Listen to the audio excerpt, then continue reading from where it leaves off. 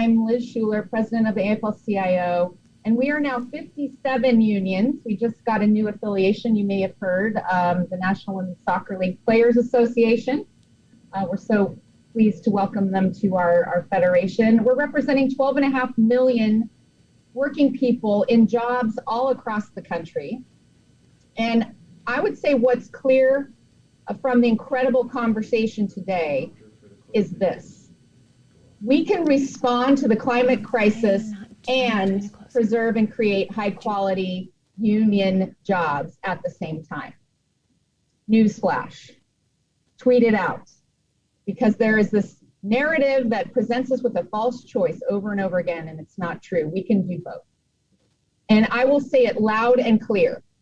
The path to a clean energy future runs right through the labor movement. And we are building an energetic, resilient, and inclusive movement in every zip code, in every state, with women, Black, brown, Indigenous folks, LGBTQ individuals, all at the center of our movement.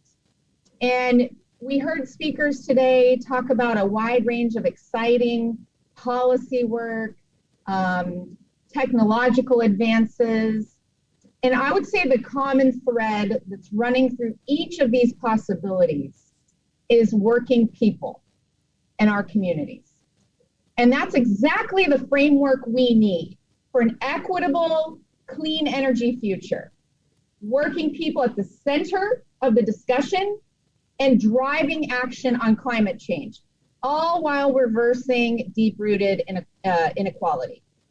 And working people are already stepping up in the face of climate change, fixing our grids, protecting our forests, maintaining buildings and roads, and building carbon-free healthy schools, and evacuating subway stations, providing care relief, and so much more.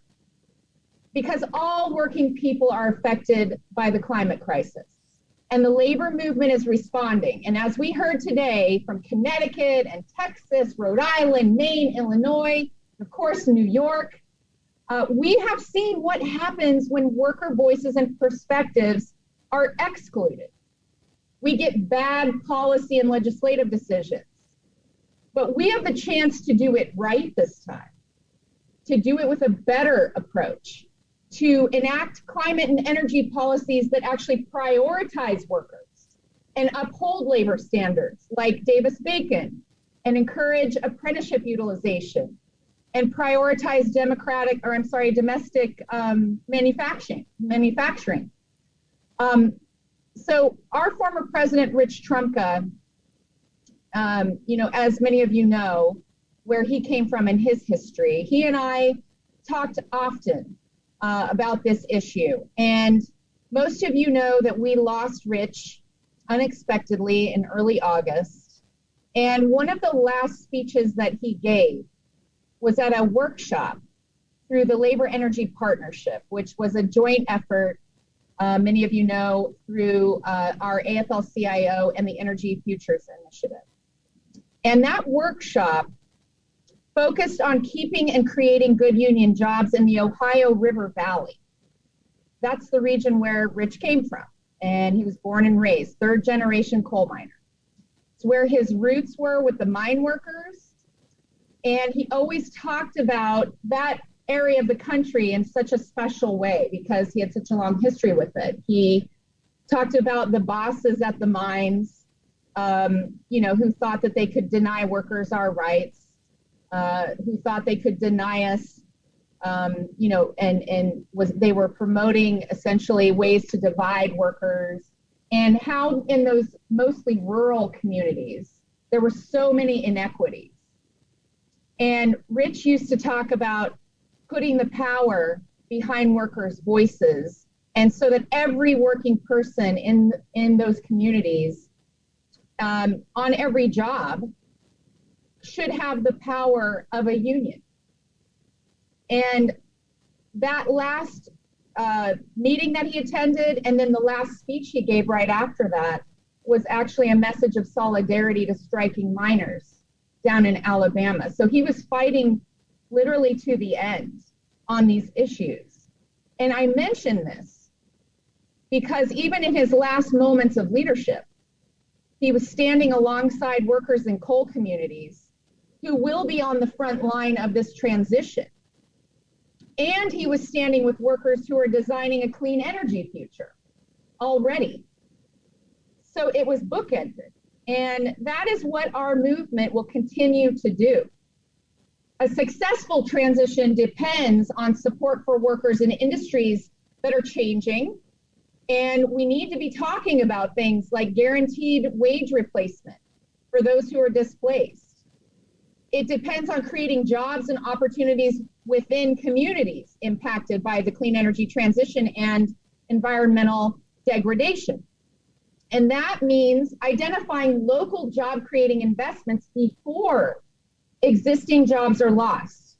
That is the key here. And lifting up policies that push investments to fossil communities and underserved communities, the place-based strategies. And it means organizing the renewable sectors. And I think a previous speaker talked about the need for workers who, the notion of coming together and the power that there is to be able to leverage that into bargaining strategies. And I think, as we all know, it's easier for a corporation right now to stop a union than it is for workers to join together and form one.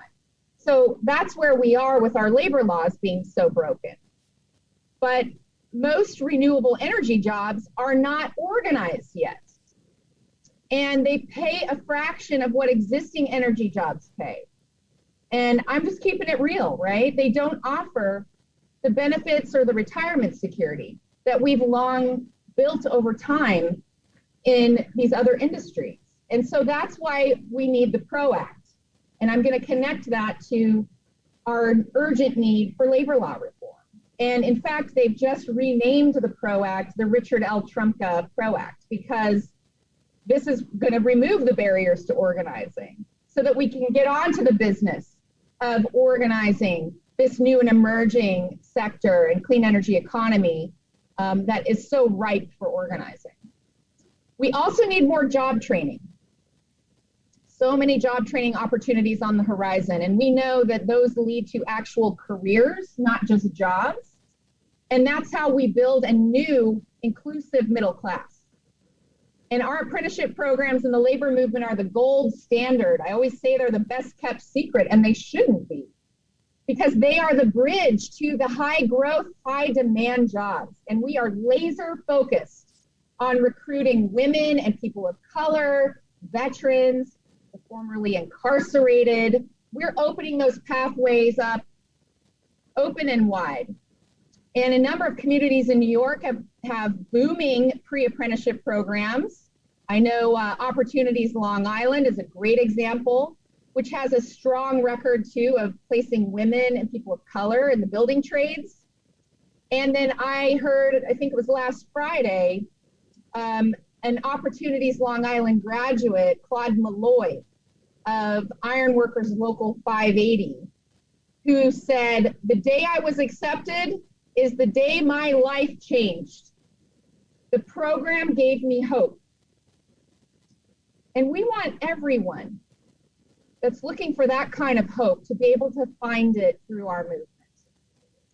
And with 68% of all Americans supporting unions, you've probably heard the Gallup numbers recently, and 77% of young people are starting to see unions are the place where one worker from one sector can shift into another without leaving their community or losing wages and benefits, where leaders turn for American union-made supply chains to support green infrastructure and manufacturing, where we revitalize manufacturing as we grow the renewable sector and amplify worker voice and perspective so that we are actually benefiting from the investments where our tax dollars are going, that we get that return on investment.